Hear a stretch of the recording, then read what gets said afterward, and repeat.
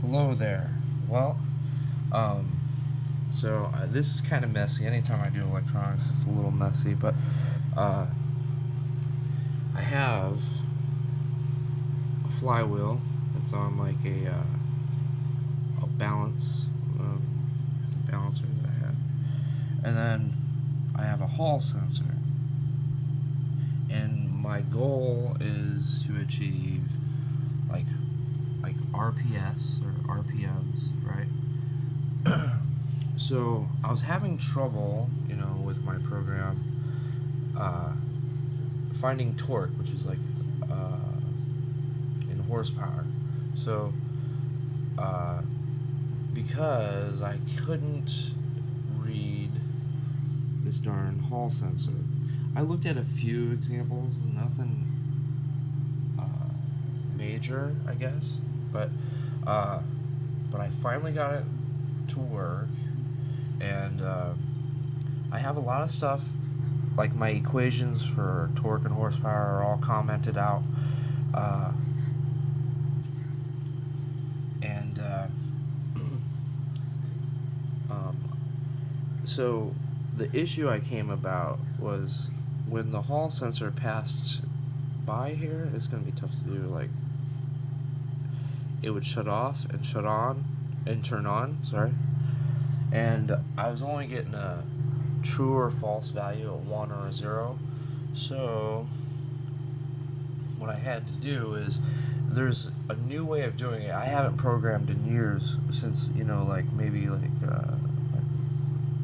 would say like a real strong program, maybe the year 2000, 2002. So like over 20 years ago. But it's all generally the same, and these are uh, all my different variables that I assigned, and you know, but in this program, I have all these variables are like basically they're honed down to hall pin and hall count, and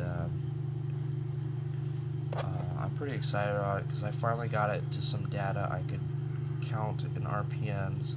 So I have all this stuff here that is just assigned and created, but I don't use them because I have them. I'll show you here in a minute.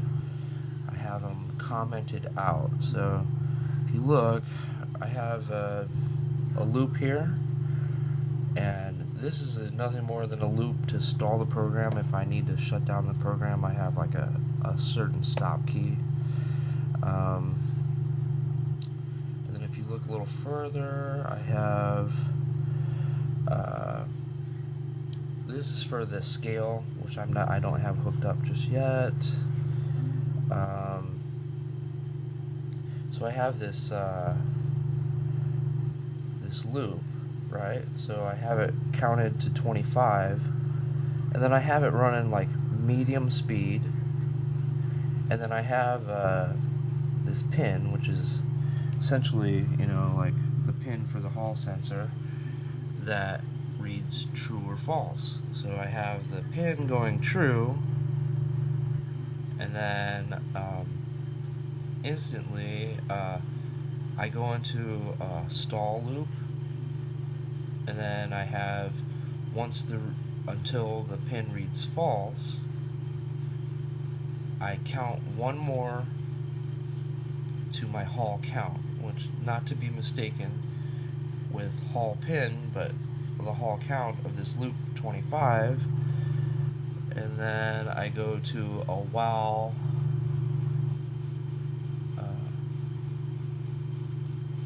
digital read hall pin false to another stalling loop, and then back down to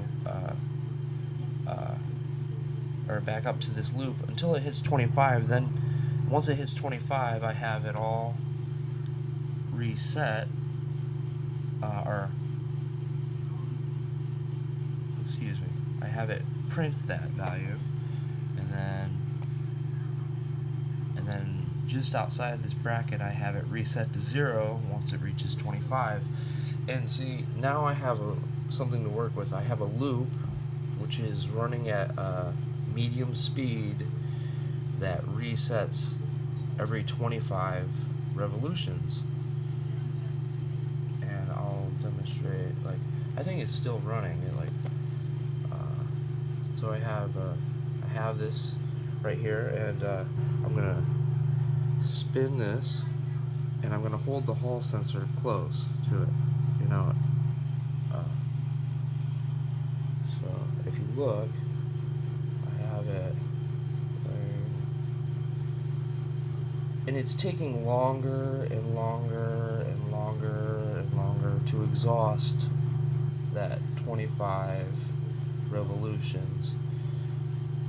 Now the thing is, if I didn't write this program like that, I just have a sensor that reads true or false. If you look, it's just,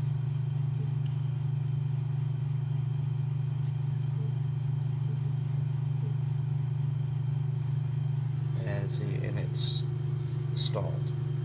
So, you know, it's like a perfect example of like social media. And like, I looked online, they have these new interruption data syntaxes that you can manipulate. It's a little more professional. It's harder for maybe a hacker or something, but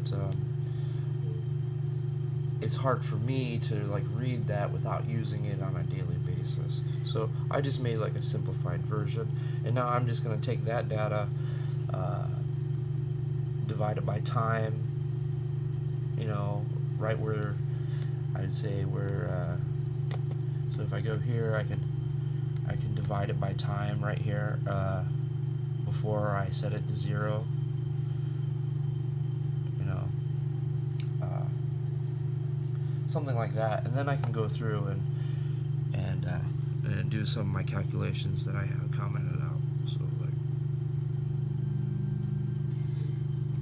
all right, thanks.